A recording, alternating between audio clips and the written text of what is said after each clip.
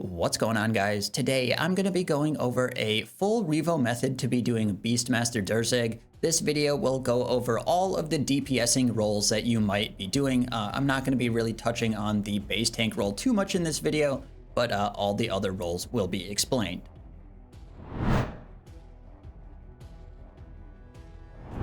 So before I get into the Beastmaster Durzag kill here, the place that most people are probably going to be finding their raid teams is in the friends chat channel Raid FC. You can see it is Raid FC here, and this is where you will generally be finding your raids.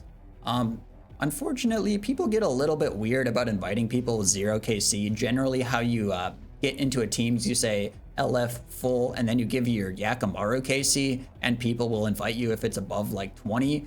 But I don't really have any advice besides saying I watched a video, like I'm not going to stun the boss when you're trying to get invited with 0 KC. You know, it is pretty unfortunate the way that people like are scummy about inviting inexperienced players to these raids, especially with necromancy being in the game. I mean, DPSing is so easy with necromancy that as long as you don't have the stun ability on your bar, Soul Strike, you should be fine, or the tier 90 spec. But yeah, I don't really have any advice to give you besides just saying I watched a video, I know what to do, I'm not going to stun the boss. So if people are giving you a hard time, just say you watched a video and hopefully they're not scummy about it. But we all kind of know that people are generally pretty scummy when it comes to inviting inexperienced people to a team boss, which again, I don't really have any advice to give you for that, unfortunately, besides just saying I watched a video. So before I get deeper into this video, I am going to be talking about the roles as well as the abbreviations that people use for these roles. So the first role obviously is going to be base tank. People abbreviate that BT, and the base tank obviously will tank Beastmaster Durzag. The second role is going to be pet tank 1-3. People abbreviate this 1-3, and this tank will tank the first pet that spawns during the arrow waves, as well as the third pet that spawns kind of after the second pet during the Beastmaster portion of the fight. The next role is going to be pet tank number 2, abbreviated 2, and like this pet, like the name suggests, you just tank the second pet. Then there's going to be the North Chargers, abbreviated NC, and this pet tank, or this tank, will just collect all the chargers from the cage, which I'll show in a second, and they will kill them all. And then the final role is going to be South Chargers Backup, and this person will collect all of the chargers from the south end of the arena from the cages, kill them all, and then by the time they're done with that, they will go and be the backup for the base tank.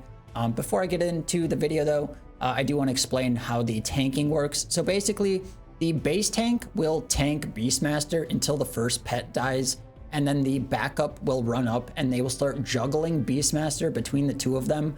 Basically, Beastmaster will start getting enraged and start hitting super hard on one player if he holds aggro too long after one of the first pet dies, and then the backup will collect or evoke the Beastmaster to himself so they can kind of, you know, lower the enrage and start sharing defensives. You usually just use devotion, reflect, all that good stuff, and then you start seeing Beastmaster hitting really hard on your other tank, and then you evoke it off of them so you can start using your defensives again, and you just juggle the boss back and forth. But those are all of the roles in the Beastmaster Durzag fight. They are very straightforward and also very easy to pull off, and I will explain those in a little bit here. But yeah, very, very simple roles. So before I get into the roles, I am going to be showing you here how to actually make a group if you want to make your own group. And what we do here is you can see we have the grouping interface here. And what you do is you create a new group, and then you open the actual grouping system interface here and click Liberation of Mazcab, and then update your group to be setting it to the Liberation of Mazcab. Make sure you turn matchmaking off so random people don't join. I don't know why this is a thing in the game. I don't know why you'd want random people to be joining your raid groups ever, but make sure you're turning that off, I guess, unless you want random people to join. And then all you have to do here is ready up. And then as you can see, you can complete the group and then teleport all group members, and it will bring you here right to the raid area. So before we, start this fight up, I'm just gonna go in here alone. So you can see here, this is the Beastmaster Durzag arena, and we will go over all of the non-base tank roles in this video section here. So when the fight first starts, you don't have to kill any bosses yet, but you will have to kill a bunch of Arets as well as Chargers. And definitely be careful with the Arets because they can walk up and melee you a bunch of times really quickly and hit up to 5,000. So definitely be making sure that you're praying melee if you see one of them running towards you that's standing on both hind legs, because it'll just start melee attacking you. So definitely be careful with that, but once you get the hang of it, it's very easy. You just kill these things so fast that it shouldn't really be much of a problem. But you kill all of those Arets, and then eventually, after a couple waves, Cormies will spawn here in the west side of the arena, right next to this gong, and this is the first role. The first role is going to be pet 1. Usually the person who takes Cormies will also take the third pet, which we'll get into here in a second.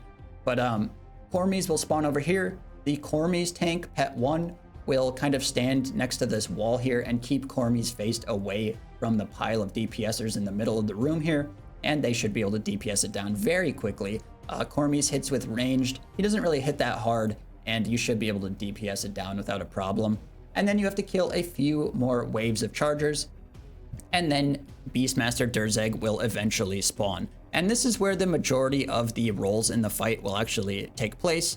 So there are generally a couple different roles that teams do. I mean, not every team does the exact same thing, but the roles that most teams do are going to be North Chargers, South Chargers, Pet Tank 2, Pet Tank 3, which also shares Pet 1, by the way, and then the 2 base tanks, and everybody else is just a DPS.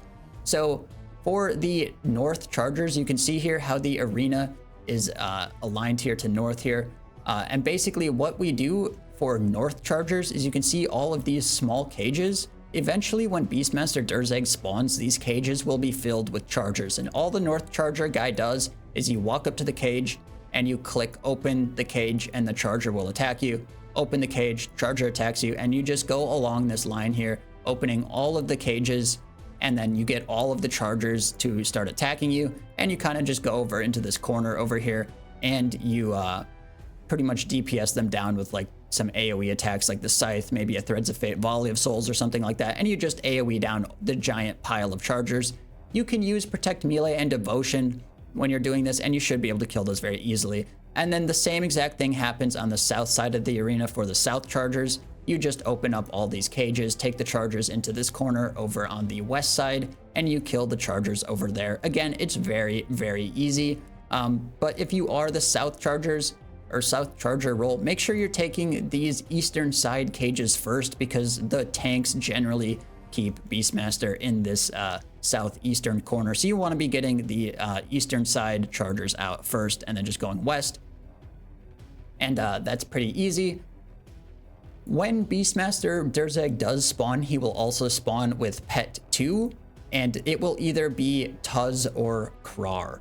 And if you have Tuz as the second pet, whoever is the Pet Tank 2 will have to tank that pet, and Tuz attacks you with magic. But if it's Krar, Krar will attack you with ranged. So definitely be careful and kind of seeing which pet is which, so you can pray against the right thing. And usually what I do if I'm pet 2, I just stand next to this gong here. So the second pet is facing the wall, and then everybody can just DPS it down. And then when the third pet spawns, it takes a little bit for this third pet to spawn, and you pretty much just bring that third pet. Again, you just face it away from the DPS pile. Some teams take it over here into the southwest corner. I don't really usually do that, to be honest, because I don't like to keep it that far away from the team. But you do want it to be facing away from the team. So pretend this Gobi is the pet 3. You just have him facing towards you here, and the rest of the team is over here behind him, so he's not shooting range attacks at your teammates. Pretty straightforward. All right, guys, so you can see the raid group has filled up here, and everybody is readied up, except for this guy, I guess. And we will be teleporting in here to raids here in a second. And if you don't have a teleport here with the max guild portal or anything like that, you can just teleport in here with the raid leader teleporting. So for this raid, I am going to be doing the Pet Tank 2 role. We are also, I don't think, doing the north and south chargers, it looks like. So you can kind of usually ignore those roles. Honestly, most teams ignore a lot of these roles nowadays because it's so easy, but you can see the revolution bar that I'm using on screen here, and I will show you if you are a pet tank, like kind of how to make it face the wall, and I'll just be talking through the kill here as we do it. This boss is very easy once you get the hang of it, and you really shouldn't have to worry too much about it.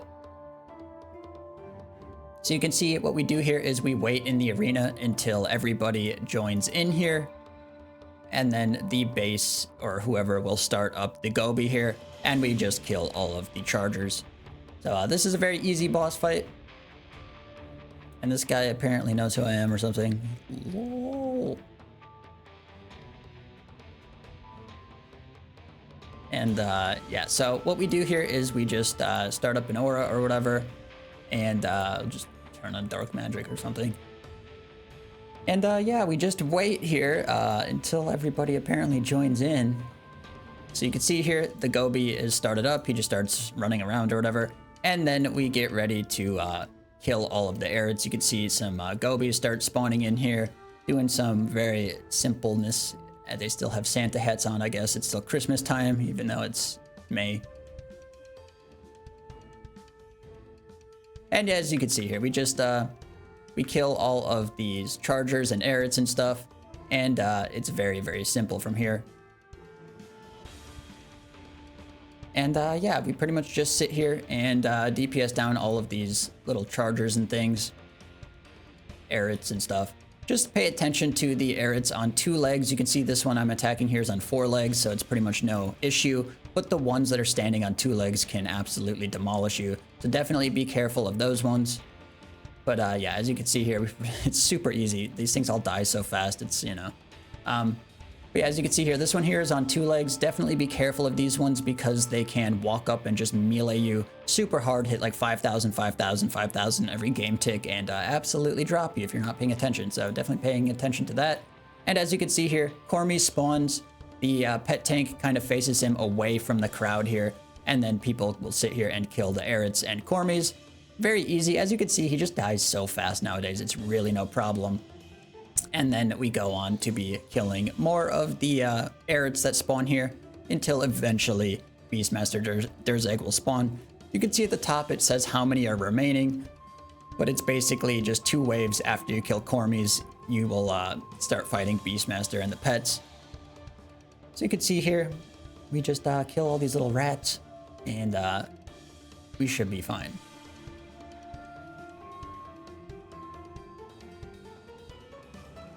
So one thing to note about the pets, specifically Tuz and Krar, is generally teams don't want you to stun these pets because it can make them fly across the arena.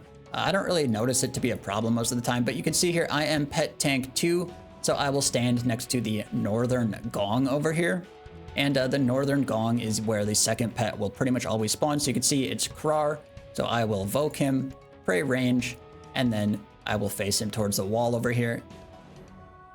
And apparently he evoked onto somebody else, but we'll just revoke him here in a second. So we can revoke him here, and then we will just DPS him down.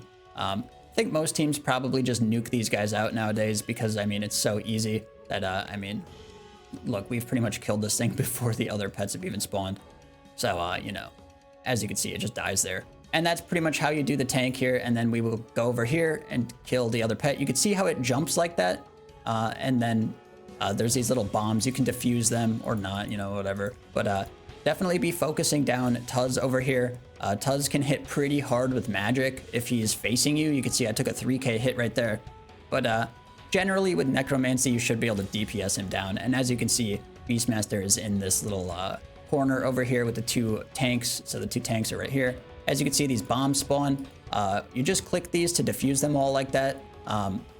Definitely be careful though, because if people don't defuse it, you can take a big hit like you just saw me take. So it can be a little bit sketchy. But again, for the most part, we sit here and just Reva down the boss. It's really no big deal. This boss is very easy. As you can see, you just defuse the bombs. And then you can see here, I don't trust these people, so I'm gonna run away. And yeah, and then you can see it. That's the kill right there. 1 minute and 33 seconds. Pretty quick with just raid FC team here, and then you can see we will loot the boss and not get our drop here, so we will re-roll it, and we got an octo hat, which is pretty much useless for me, but hooray, I guess. And then once you kill the boss, you can leave the group, and you can see I'm still in the group over here on the left side of my screen, but you can see it just takes you out of the arena so that you can start up the puzzle portion of the fight. I will show the puzzle in this, but I'll be making a whole new video on the Yakamaru fight just to keep this video shorter. But as you can see, very, very simple boss fight.